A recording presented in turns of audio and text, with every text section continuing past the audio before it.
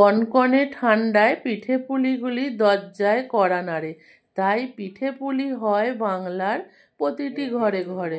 কনকনে শীতের পরিবেশকে আরও সজীব ও সুন্দর করে তুলতে মিঠু অ্যান্ড রিয়া কুকিং আজ হাজির হয়েছে দুধ পুলির পিঠের রেসিপি নিয়ে।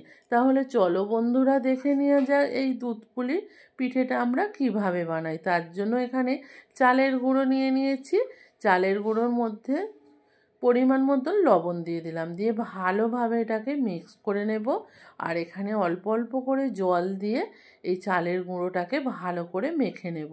যেমন আমরা রুটির আঠা মাখি সেই রকমভাবেই কিন্তু এটাকে মেখে নিতে হবে। দেখো এখানে অল্প অল্প করে জল দিয়ে আমি এটা সুন্দর করে মেখে নিয়েছি। এবার অল্প অল্প করে ছোট্ট ছোট্ট করে এই পিঠেগুলোকে তৈরি করে নিতে হবে।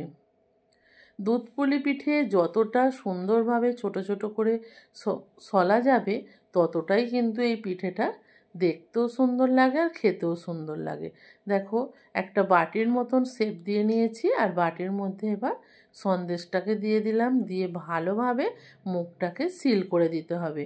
এখানে পিঠের মুখটা খুব সুন্দরভাবে সিল করতে হবে, না হলে দুধে দেওয়ার সাথে সাথে কিন্তু পিঠেগুলো খুলে যেতে পারে।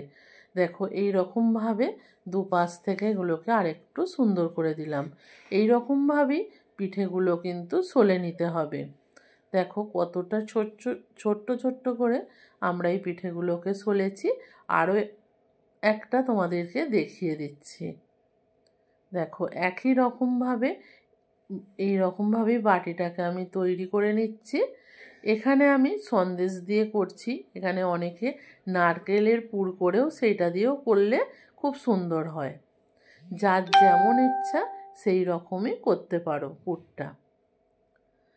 একে একে এইরকমভাবে সমস্ত পিঠেগুলোকে আমি তৈরি করে নিয়েছি। দেখো কত সুন্দর হয়েছে পিঠেগুলো।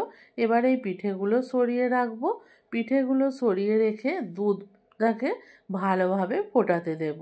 তার জন্য একটা কড়াইয়ের মধ্যে দুধ দিয়ে দিয়েছি। দুধটাকে ভালোভাবে জাল করতে হবে। যে দুধটা নিয়েছি দুধটাকে ফুটিয়ে ফুটিয়ে হাফ করে ফেলতে হবে, তবেই কিন্তু দুধ পিঠেটা খেতে ভালো লাগবে। অনেকে দুধ পিঠে করতে গিয়ে দুধ পিঠে ভেঙে যায়। তোমরা দুধ পিঠে করার সময় কিন্তু এটা একটু খেয়াল করবে, তোমাদেরকে বলে দিচ্ছি। দেখো দুধটা আরও ভালোভাবে ফুটিয়ে নিয়েছি। দুধটা কিন্তু আমার এখানে যে দুধটা নিয়েছিলাম সেটা হাফ হয়ে গেছে। এবার যেটা বলছিলাম, এই পিঠেগুলোকে দুধের মধ্যে আমি দিয়ে দেব।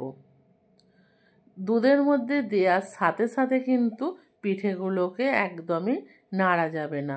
পিঠেগুলোকে যদি সাথে সাথে নাড়া হয় তাহলে কিন্তু পিঠেগুলো ভেঙে যাবে। দেখবে পিঠেগুলো যখন সিদ্ধ হয়ে যাবে তখন পিঠেগুলো কিন্তু নিজে নিজেই দুধের উপর ভেসে উঠবে। সেই সময়টা পর্যন্ত অপেক্ষা করতে হবে, না হলে কিন্তু পিঠেগুলো একদমই ভেঙে যাবে। দেখতেই পাচ্ছ পিঠেগুলো কত সুন্দরভাবে দুধের ওপরে ভেসে উঠেছে। আর দেখো একটা পিঠেও কিন্তু এখানে ভাঙেনি। তোমরা এটা একটু খেয়াল করবে, তাহলে দেখবে তোমরাও যখন এই দুধ পিঠেটা বানাবে একটা পিঠেও কিন্তু ভাঙবে না।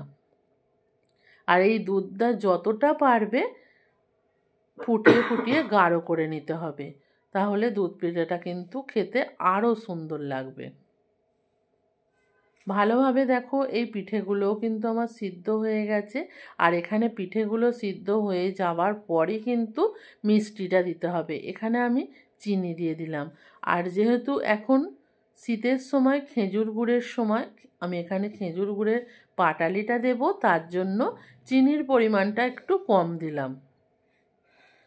খেজুর গুড়ের এই দুধ পুলি পিঠেটা কিন্তু দুর্দান্ত লাগে খেতে। সব কিছু ভালোভাবে মিক্স করা হয়ে গেছে। এবার চিনিটা দিয়েও আমি ফুটিয়ে নিয়েছি। গুড়টা কিন্তু এই অবস্থায় দেবে না। গুড়টা যদি এই অবস্থায় দিয়ে দেওয়া হয় তাহলে কিন্তু দুধটা ছানা কেটে যাবে। এবার আমি গ্যাসের ফ্লেমটা অফ করে দেব। আর একটু এটা ঠান্ডা হয়ে যাওয়ার পরেই এখানে দিয়ে দিচ্ছি খেজুর গুড়ের পাটালি। এই পাটালিটা দিয়ে দিলাম। এবার এই পাটালিটা দুধের মধ্যে দিয়ে দিলাম, এটা গলে যাবে। তারপর তোমাদেরকে দেখাচ্ছি কতটা সুন্দর এটা কালার হয়। তোমাদের আজকের রেসিপিটা কেমন লাগলো অবশ্যই কিন্তু কমেন্ট করে জানাবে বন্ধুরা। আর দেখো পাটালিটা দেবার পর এর কালারটা একদম অন্যরকম হয়ে গেছে। এই শীতের সময় খেজুরের গুড়ের পাটালি দিয়ে এই রকম দুধ পুলি বলো কিংবা পায়েস যে যেটাই করো না কেন খুবই সুন্দর হয় খেতে।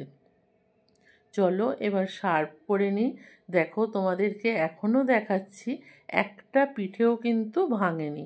তোমরা যদি এই পিঠের রেসিপিটা ভালো লাগে অবশ্যই বাড়িতে একবার হলেও ট্রাই করবে। তোমরা যদি ইউটিউব থেকে দেখে থাকো আমার চ্যানেলটাকে সাবস্ক্রাইব করে দেবে, আর ফেসবুক পেজ থেকে যদি দেখে থাকো পেজটাকে ফলো করবে এই রকম নিত্য নতুন রেসিপিগুলো দেখার জন্য। আজকের মতো রেসিপিটা এখানেই শেষ করছি। আবারও দেখা হবে পরের দিন নতুন কোনো এক রেসিপির সাথে। ততক্ষণের জন্য সবাই ভালো থেকো, সুস্থ থেকো। আজকের মতো টাটা।